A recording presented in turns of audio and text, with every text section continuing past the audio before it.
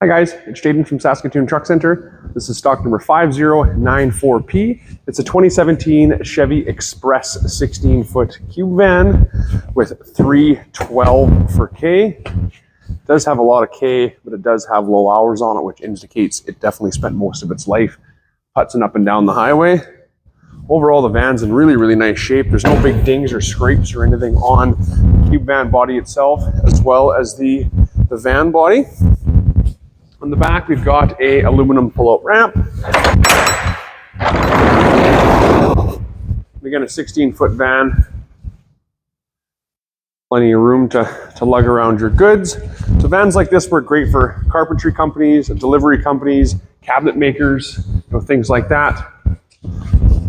Anywhere where you need to lug around some decent sized materials, having a 16-foot cube van body definitely makes that task a lot easier.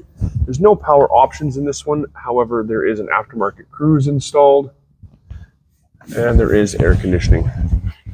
So again, plenty of uses for something like this. A really nice, clean, economically priced cube van like this would be a great addition to anybody's fleet. Again, stock number 5094P, a 2017 Chevy Express cube van.